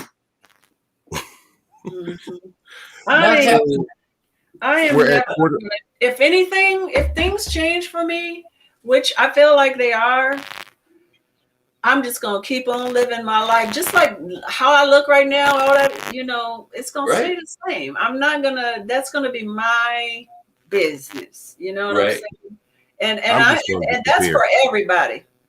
You know, that's for everybody. I'm not. You always want to live with it. You always want to live within your means, right? So if you come into a lot of money, I mean, you could buy yourself something nice, but overall, what you want to do is you want to take that money and grow it and plan for your future. I mean, it's a no-brainer, especially if you know how money works, like I do. So Chauncey wrote, don't sleep on those old action figures either. Yeah, I had all the original G.I. Joe figures. Oh, man, I had the original, the Kung Fu Grip. I had the $6 Million Man. I had the Gemini lunar orbiter, or the Gemini Earth orbiter. That thing is worth so much money now. I had all the original Hot Wheels. Oh my God, I can't even tell you how much money I gave away for that stuff. I had the whole race, the whole set. It was called the Thundershift 500. I'll never forget it. It had red, white, and blue Hot Wheels tracks. Yeah, and it had the little shifter. You put your car in it. Yeah, right. I had that too. The supercharger. Right. Yeah, remember the Evel Knievel sets? The Evel Knievel, and it would spin and jump. Yeah. So we got a comment here from Baz Facey. Hey, Baz. Biggest causes of arguments start when what would you do if you won the lottery? The friction starts when you refuse to acknowledge your in-laws. Damn. Those darn in-laws, they're so pesky. They're always. Speaking of Baz, don't you have a drop to do, Seabreeze? I don't have the information. Put your information in the chat for how people can contact you if they want you to do their graphic designing and your all things media, because you're amazing. Yeah. And people have been asking about who's doing our stuff, and it's Baz Facey. Thanks for reminding me. Put your information in there. So if you need some work like that done, this man is he's awesome. He's really good. Cool. Yeah. So Baz, sometimes I use graphic designers. I used a graphic designer for promoting my movie, designing movie posters. So we had our original poster, which is really, really good. Mm-hmm. But the unfortunate thing is that the unconscious a viewer looking at it subconsciously would think it's a horror movie because it's dark and it has fire in it. And we redesigned it to make it signify comedy more. If you saw the new poster versus the old poster, you'd understand. So, it's good to know that kind of stuff. Absolutely. Rich Brinson. That's old man. What up, homie? Hi, old man. What's up, man? Boy, so everybody's joining this morning. I want to do a couple quick church announcements real quick, Seabreeze, because we're going on 10 minutes left until the final break. So first of all, today is Wednesday, right? So Williams Wednesday. It's the PPC Radio Show, hosted by Cinda Williams and co-hosted by Shelly Williams. Music by All Night Long. DJ Joe Storm on the Grown Folks Radio. So what's coming up, Seabreeze? Yes, today we have phenomenal Craig Engel joining us. Do you remember that? I'm going to be back. You didn't remember? Oh gosh. Oh no, I did. Okay, I'll shower though. I'm going to look really presentable. See, in the morning we're like. Did he say shower? In the morning we're athletic. I went out walking today. I'm gonna go out walking in between. But for the afternoon, it's a little bit more fun. And we are having Craig come back. He's going to talk with us about the entrepreneurs and how they can. I have some questions I got about taxes for you, about that kind of stuff. I want to talk about taxes because there's so much that has come down the pike in the past week that people have so many misconceptions about. Yes. So we're going to talk about that. And then DJ Kadisco is also going to have a question he wants to ask you about something to do with that, because he's an entrepreneur also. And then we're having an entrepreneur on. Her name is Peg Coates. She's also a spiritual practitioner and a life coach, and she's a lovely lady. And I can't wait to have her on. She has this super ability of listening. She's a very good listener, and it has helped her help others. And she's an entrepreneur and selling this awesome product called Asia that's given her a financial boost. And it's that residual income that has been really cool, giving her the freedom to do what she wants to do. And then, of course, we got Shelly Shell, DJ Joe Storm has got our music mix, and we got Jenny Graham coming on with Jenny's Gems. So that's today from 2 to 4 Eastern. Please join us. That part. So, a few more church announcements. Listen, y'all that are listening on Grown Folks Radio, and if you're on Mixcloud, Twitch, YouTube, Facebook, all of that. Sunday, Grown Folks Radio, myself and DJ Groove, we will be out Chalmers Park for the 10th anniversary of the International DJ Cafe. We will be broadcasting live, and we'll be interviewing quite a few DJs that day. This is a situation for those who are wondering, what is he talking about? Well, we go out the park, we bring our systems out, and it may be a good 200 DJs out there, just doing our thing. So we'll be broadcasting. Huh? So speaking of parties, it's going to be a party. Yeah, that's a party. All day. Yeah, that's going to be a party. We're going to be broadcasting. The event itself will be from 12 until, I believe, well, you might say till it get dark. But we're going to be broadcasting live from 1 until 4. That's when we're going live. So yeah, look out for us there. For now on Wednesdays, guys, at between 20 minutes and quarter of, we're going to start. I'm going to start doing my mixes again because I'm still a DJ.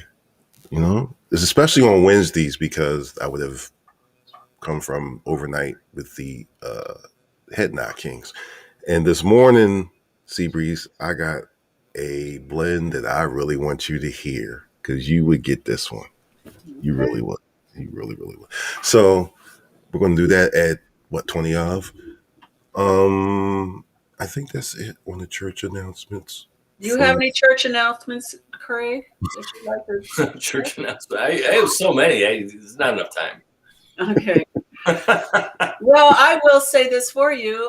Please, if you haven't yet, Chauncey has, watch the Misadventures of Mistress Manager.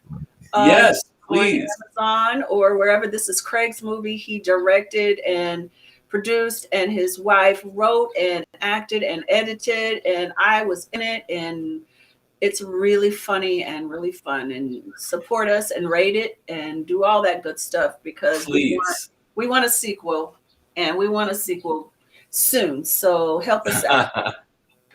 We're getting a lot of people. So we released it nationally on Prime. So it's free on Prime. There's no excuse not to watch it, first of all. But in the month that it's been out, we've gotten already 142 star ratings on it. And we've gotten 112 written reviews. And there are many people who are asking for a sequel. The new realities of movie making, unfortunately, are that you don't make a lot of money. So, Eddie, guess how much money I get paid every time somebody watches my movie on Amazon Prime? I remember we talked about this. Take a guess. 2 cents or a cent? 2 cents. 2 cents. And then from that, I have to pay 20% to my distributor. So Wait, a penny and a half. It's very hard to take over the world a penny and a half at a time. How the hell do you pay somebody a percentage of 2 cents? It's terrible, right? So you just have to, it adds up over time. So we're now on Tubi TV, which is great because we get advertising revenue with that. So there's commercial breaks. There's like 4 commercial breaks. And we're also on IMDb TV, and we are being marketed to international countries. to where our rights would be sold and whatnot. So we're really thrilled with the movie. It's averaging out of 5 stars. Out of 5 stars on Prime, it's averaging 4.7 stars. Wow, very People good. are watching it and loving it, and we're so excited about it. So once it starts reaching critical mass where people are talking about it and saying, hey, you got to watch this movie, we get that word of mouth going, then we can make our money back and we can get Cinda in our sequel. Yes. Right? Yes, So- in Jamaica or wherever y'all choose to shoot it. We were talking about shooting it in St. Croix, but we may end up in Lake Geneva. We don't know. We'll Hey, see. anywhere with water is a good thing to me. Exactly. I'm I looking love, at I the do chat. love St. Croix though. I'm looking at the chat. A couple of things. First of all, Uh-huh. Oh, type the name in. Type the name of the movie. that's what I was getting ready to. Yeah. All It's right. called And by the way, good morning, Mistress Monty. Man-Eater. There's Monty on the scene. Hi, Bonnie. I'm looking at this one that we got from Restream. Thank you, everyone, because it's saying that we have 100 comments. So you guys That's are amazing. you We're guys are- engaged this morning. People like talking about movies. Yeah, I see. But last week we had 200, so we got work to do. Oh, way to rain on our parade, Cinda. Right. She just wow. On Amazon, you said it's on Amazon.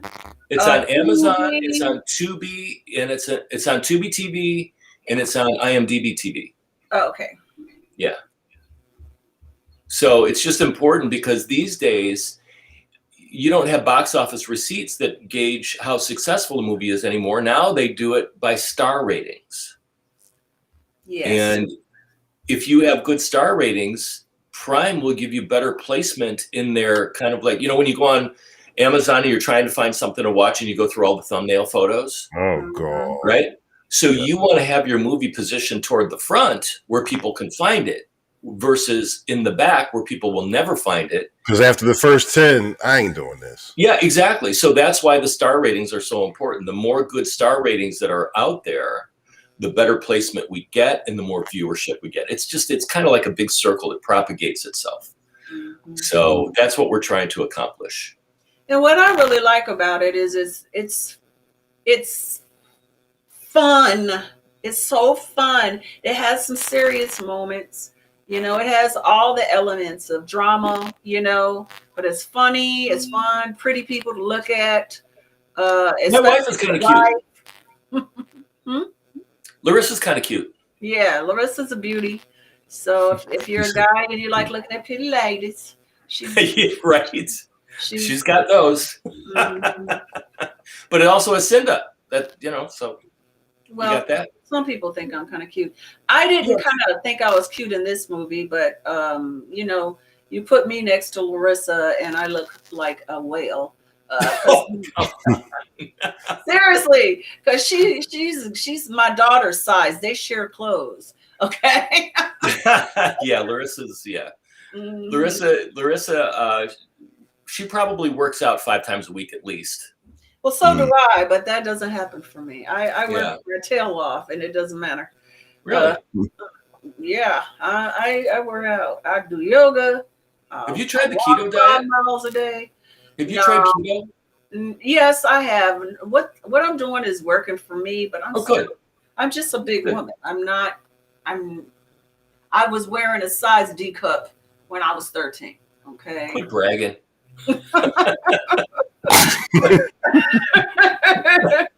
Thank you. Okay.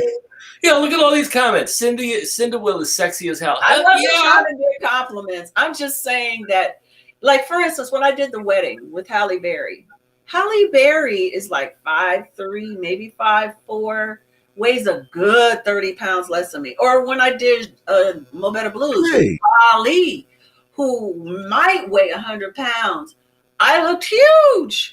You know what I mean? You put me next Look who's on the scene, CB. Beautiful little ladies, and I look way bigger than I am. Well, TV. Look who's on the scene. Look at this comment. I know, Monty's sweet. Hey, Clifford. No, that's the other Monty. When we did That's the other Monty. when we were going to do the red dress scene, if you haven't seen the movie, there's a scene where Joie and I wear the same dress because Denzel's character bought us both a dress from France. And it's exactly the same dress. And when her dress was hung up next to mine on the rack, hers looked like a tank top. Yeah. Did you guys ever hear the joke about the newlyweds? What? Okay, so you're gonna appreciate this. So newlywed couple, they're on their honeymoon, they get to the hotel room, and you know how oftentimes when people get married, the spouses, they change instantly, right? So the husband takes off his pants and he throws them on the bed, and he tells his new wife, "Put those pants on." So the wife's like, "Okay, all right, fine." So she puts on the guy's pants and they're too big. She goes, "I can't fit into these pants. They're too big." And the husband says, "That's right. Just remember, there's only one person in this relationship who wears the pants, and it's me." So she thought about that for a second. So she took off her pants and she threw them on the bed. And she says to the husband, put those pants on. So, there's these teeny little pants, right? So he goes to put his leg in. He goes, "I can't get into your pants." And she goes, "That's right. And it's going to stay that way until your attitude changes." Wow, I like that one. Listen, I got one real quick before we get ready to go into our final segment. A lady finds out that being married to this guy for 20 years, he's been using a strap-on, a dildo, for 20 years. She's like, "Explain this." He says, "Send to your face." She says, "Explain." She says, "Explain this." He says, "Okay, I will, as soon as you explain these 4 kids." Oh, God. That's a good one. That's hilarious. But I don't understand why we're taking a break when we're doing music. And we're not taking a break. Oh, okay. All right. We took a joke break. Finishing up to go to the. We're not taking a break. Malik, I got a question here. We got a question. We got a money question here from Elias. I don't know if we have a time for an answer for Okay. this. Can you come back later this afternoon? Yeah. How can we improve our credit score without paying them down? I don't know. Yeah, you probably want to pay those down. But when am I coming back on today, Cindy? It's like 2:00 your time, right? Yeah. So you'll get on at 12:30 your time, which is 1:30 our time for our text. Come back. I'll answer all your questions. I promise. Yeah. So we'll answer that question then. We only have about 7 minutes, so I think that would take some time. But I think the big answer is you got to pay down your credit cards. You do. Basically, long story short. We'll talk about that more too, because I want to talk. We can talk about that, and then I want to talk about some of the new tax implications that are going on out there, and some of the misconceptions that are going on with that. So it'll be more of a serious subject. I like talking about movies better. It's a lot more fun. That means you got to come back to the PPC radio show. You're always welcome here with us, Craig. We are on Wednesdays and Thursdays, and he's on Mondays, Tuesdays, and Fridays. No. Tuesday. Eddie, just call me up and let me know when I got to be on. That's all. Actually, I'm on by myself Mondays and Fridays. I take Tuesday off. Tuesday we just play archives or music or whatever. Well, if you need a white boy sidekick. A white boy sidekick. I like that. I actually do. I talk about that all the time. Don't I, see, Breeze? You can be Batman. I'll be Robin. It's fine. Oh shoot. I just always tell him, I'm like, Craig is my friend, so I just want to make sure he got time for all of this. I'm Eddie's friend now. Eddie You and I can be bonded Eddie's over. friend. I know. I'm just saying, don't poach on my guests. That's all. No. I don't poach. I do. No poaching. Ixnay on the Ochpay. No poaching. Yeah, and like we said, you and I are here Wednesdays and Thursdays. I'm here Monday. Tuesday is actually the physical day that I'm definitely not here. Chauncey's having a good time. He's laughing. I don't know what we're doing. Chauncey's here every morning. Chauncey's like.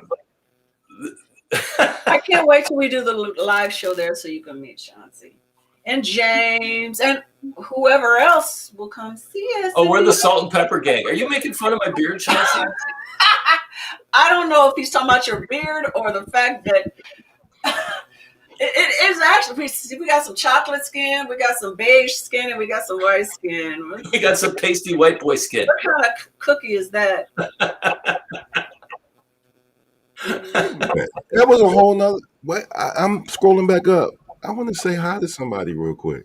Say hi to make Yvette Money. I didn't see Yvette Money. I saw. Oh, Yvette Money's on here? Yes.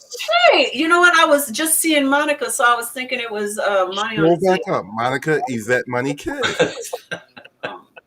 Not the beard, the skin. Is it Monica?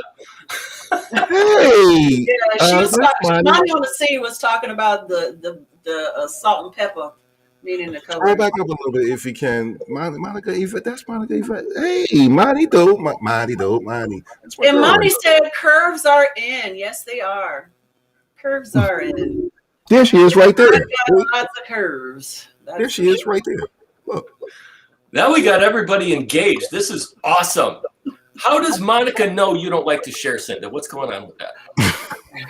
I don't know. Is there anything you want to bring up? Now that we have like 4 minutes I left? think I overshare. Sometimes the other day when we did Melanated After Dark, and if you didn't see that show, you have to see it, especially if you're a lady. It was really deep. It was super deep. We're talking about masturbation. That was the show. We spent 10 minutes on vaccines, which we shouldn't have done, but because that took away from the masturbation conversation. But it was really good. It was. Where the hell was I? Good Lord. Yeah, it was a good show, and it was really it got They gave instructions on the proper way. Oh, really? We were talking about the physicality of it, the emotionality, the mentality, that's not a word. But we talked about all of that stuff. It got really deep. It got really deep. And I was uncomfortable as heck because Look at nasty ass right there. Got you out of your box, right? Look at nasty ass right there. I'm not comfortable talking about my sexuality. That's all my business. But we got open and real about it. Did you do demos? Oh, that's horrible. We showed. This is theater of the mind, for God's sakes, Dave. Come on. They did do demo. No, they really did. There was some. Listen. Thank you, King. My Uncle King is listening, so don't get too bad. Chauncey said, hate I missed that one. Y'all sound like it went in. No pun. No pun intended. We did Chauncey, go in. you're a naughty boy, Chauncey. You can still see the show.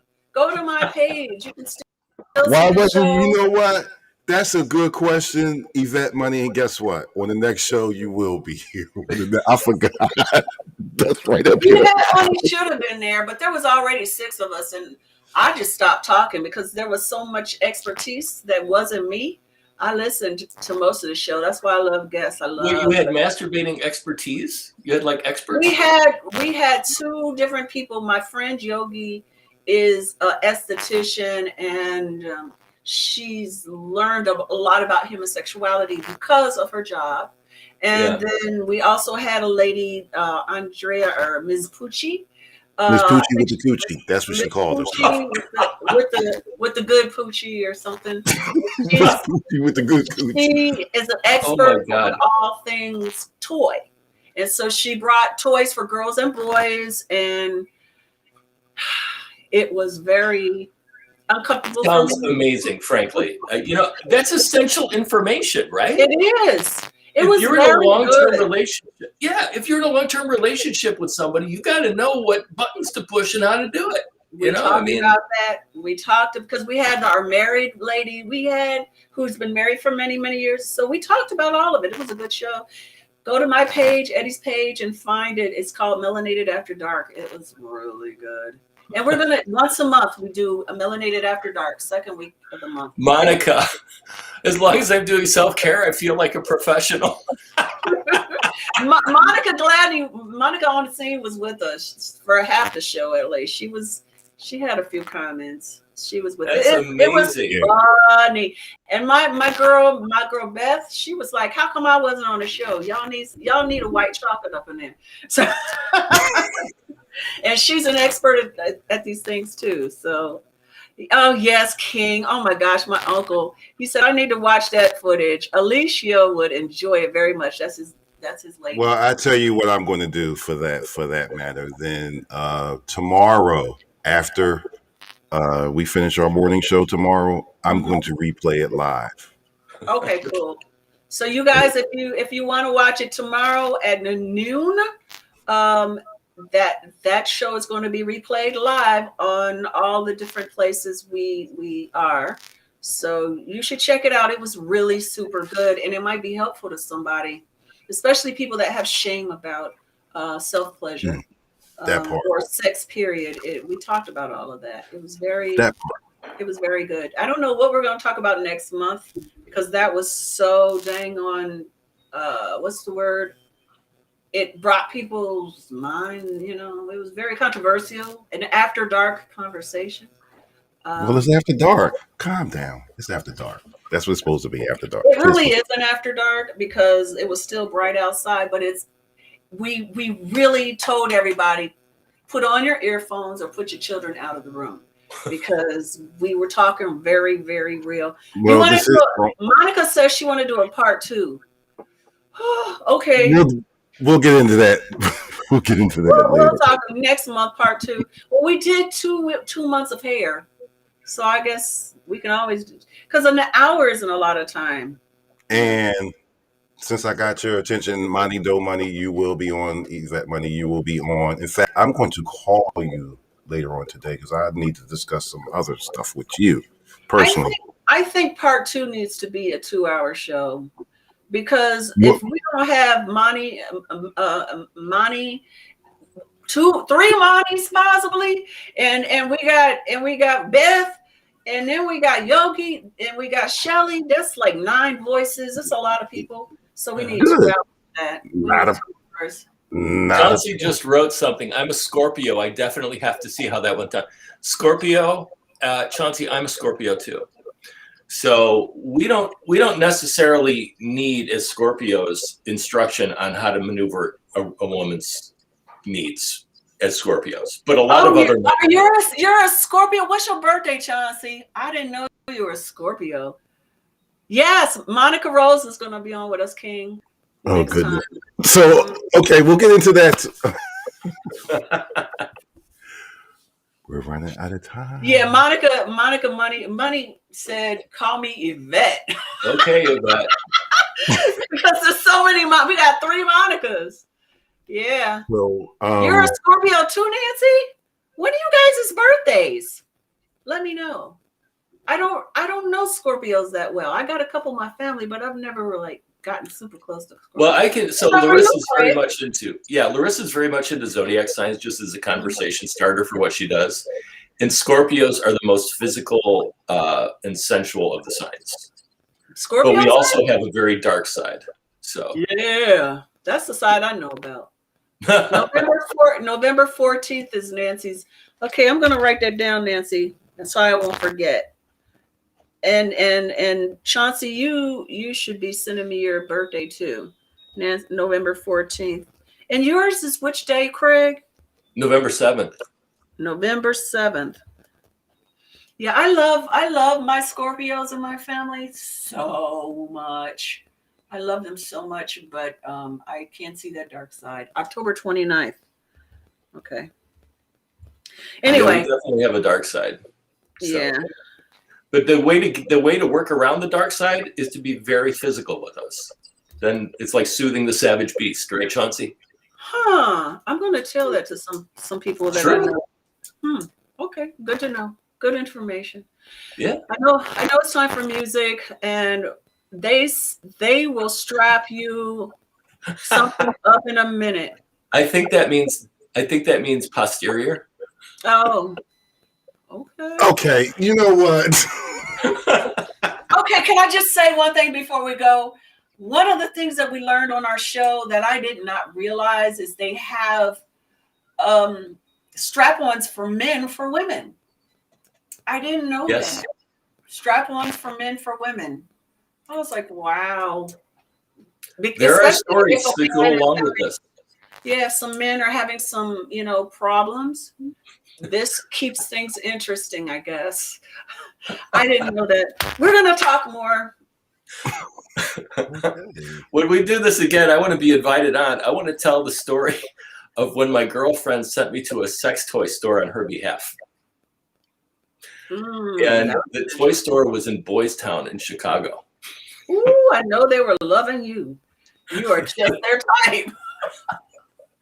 They love me. Did you ever see the cartoons where when the cartoon character sees something, their eyes kind of shoot out of their sockets on a spring and slam back into their head? That was me when I walked into that place. I'm sure. Okay. I think Kid Disco is getting uncomfortable. He said, Chris said, the look on your face is priceless. No, I'm not uncomfortable. I'm just really trying to. We got to move along. So, all right, I got to tell this now that we're on the subject, right? So, she sends me to this toy store in Boys Town, Chicago. So it's the gay section of the north side of Chicago. It's called the Pleasure Chest. So I'm there on a mission to find a certain very specific something for her. And when I walk through the door, on each side of the door they have these giant phallus statues. Giant. They look like fire hydrants. And if you can imagine my eyes being this big when I saw those things, there's a guy behind the counter. He just looks at me and goes, "Yeah, first time in, right?" I was like, "What is this?" He goes, "Men actually use that." Wowie. I was like, wowie. How? Okay. What? Having said that, guys, I gotta wrap this. We gotta wrap this. Oh, there's a Pleasure Chest in Philly too. Yeah, well. And in LA. And that's where I used to go. LA Pleasure Chest. Big business, baby. So no, because I know you want to do your music, so come back at 2:00, you guys. Come back at 2:00 if you can, and join us for the PPC radio show. It's going to be a good one. And Craig is going to be there giving money advice and helping us understand these new tax laws and everything that's going on with that. So and we have Peg Coates coming on to talk about making residual money on things. So I can't wait. Real quick, last night I did the Head Nod Kings again, and I did pretty good. Seabreeze, my numbers were pretty good. You always do good. It's a blend challenge, is what it is. I did pretty good. This one joint I'm going to play because I'm down to 2 now because we're running out of time. You would remember this beat. Remember this beat? And speaking the personal grade blend, speaking of DMX, for those of y'all who didn't hear DMX, if anybody watches TV One, they have the Unsung series. This Sunday they're going to do DMX, his last interview before he passed. You've got to see it. They showed little excerpts of it. It's going to be deep. So, and I think that's it. I think that comes on at 9:00 Eastern time, I believe, on TV One. Those who everybody can't get TV One, but those who can get TV One, you gotta check out that DMX Unsung interview. Seabreeze, can I ask you a question that's been driving me crazy all morning long, but I love the sound of it? What's that? You got birds in the house? No, I have birds outside. I have That's my window open, and they're in my tree, and I get to watch them. That just it sounds peaceful, but it's been driving me like, who's got birds? They're outside, and not inside. I couldn't. Uh, I couldn't. I don't have the patience to take care of an indoor bird. I grew up with them. No, I really thought you had a bird cage in the house. I'm like, wait a minute, she never told me I'm about a telling you bird. that it's as close as a bird cage will be. The tree is right there. Does anybody else hear that, or is it just me? Is it just I my hear it. I hear it. It's great. I love it. Me too. It was just driving me crazy of why I'm hearing it. You know, it's too hot to have my window down. Oh, you know, we're at 5 minutes of. Guess what, Seabreeze? You're here again tomorrow. We'll do the music tomorrow. We're going to do it tomorrow. It's more fun to talk anyway. Yeah, we're going to do it tomorrow. Yeah, that's the cool thing about our show is we kind of just go with it. Well, somebody said it. Chauncey said, dichotomy of a show today. Politics to movies to sex. Just another Wednesday. So tomorrow, what we got going on tomorrow, we actually have Lita Thornton is coming on. She does, okay, how did she put this? Financial, in other words, she helps her people help parents and whatnot teach their children how to be financial, kind of like what you do, Craig. Literacy, financial literacy. Financial literacy. Thank you. It's important. I was being illiterate. And she's from Philadelphia, so I had the pleasure of talking to her. She's gonna come and I mean, honestly, Craig, seriously, we could spend hours talking with you about financial literacy because everybody needs to know. Everybody needs to know all this stuff. We just at least I know I have been ignorant my whole life when it comes to that because my parents didn't teach me that, and I don't think they knew that stuff. You know, my brothers married very smart women when it came to money, but us girls were learning kind of now. Fortunately, my sisters are younger; they have more time. I wish I had known so many things. You know? So I'm up in Northwest Indiana. So Gary is like 20 miles to the north of where I'm at, and I get a lot of people of color talking to me about their finances. And when I go through even the very basics of stuff, I've had so many people tell me this is the first time I've heard this. And you know, we never want to look at people and look at the mistakes they made in the past. That doesn't matter. It's the past already. What we want to do is look at where you are now and where you want to be in the future. And the most important thing for everybody to understand when it comes to money is that you really do hold all the cards. You hold the key to your own financial success, but you have to realize what it is you have to do. It just takes a little bit of discipline. And a lot of people, they need somebody like me to help quarterback them and, you know, bounce ideas off of, because people, when they talk about money, half of what they know is wrong and all of what they don't know is definitely wrong. And when you start making mistakes in your 40s and 50s, it can cost you dearly when you retire. So it's really important to not make mistakes.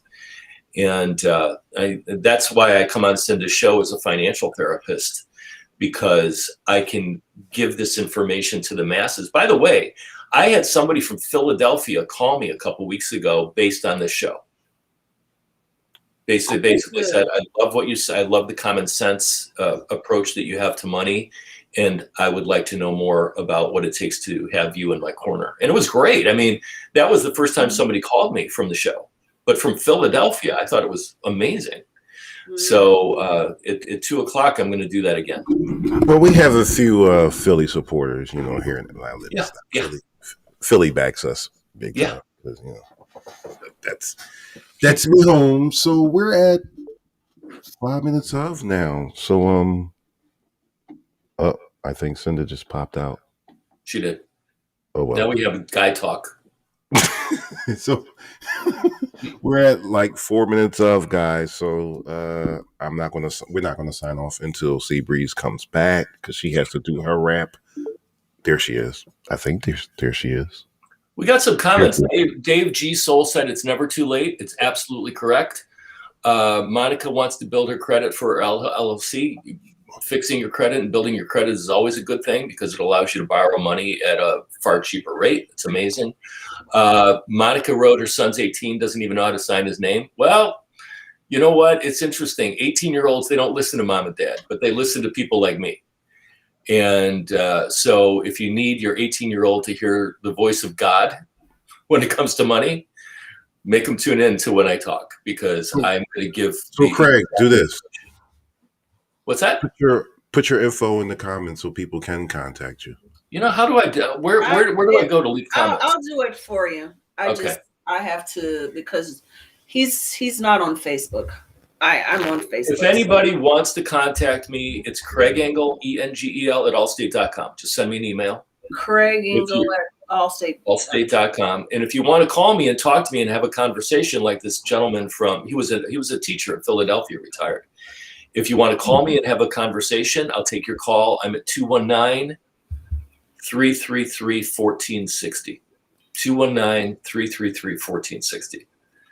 You know, it's just really important to get on the right track financially, because when you have a little bit of money and you're doing the right things, it completely changes your mindset. It changes the way you look at life. It changes your ability to do the things that you want to do for your family, for your church, for your charities, whatever it is that you want to do. And it makes a whole big lot of difference in just the way you carry yourself and the way you feel about what your future is going to look like. And whatever you want to do. So we're at the top of the hour. Craig, first of all, thanks for hanging out with us. Thank you. Anytime. Just let us know. You're welcome. Every Wednesday, Thursday. Well, thanks for having me. I appreciate it. We will see you in a couple hours. Sea Breeze. Peace out. We ain't got to talk about what's coming up next. Listen, tune in, y'all. I want to say a special shout out to one person that's been tuning in, that's been talking this morning. Dave G, what's up, brother? I haven't seen you since a good while. Good to see you. You know, I hope that you're going to get ready to go back to work again. Dave works for BET down there in DC. Nice. He says everything was pretty much shut. He's a production guy, and he said everything was pretty much shut down last year. Nice. So good to see you, Dave. Really good to see you. Thank you. Monica, why money? Stay by the phone. I'm gonna call you in about a half hour as soon as I order this DoorDash. I think that's it, Sea Breeze. That's it. That's a wrap. Okay, I'm going to sign off. I'll talk to you guys later. Bye. That's what I was waiting for. All right, take care, guys. Bye. All right.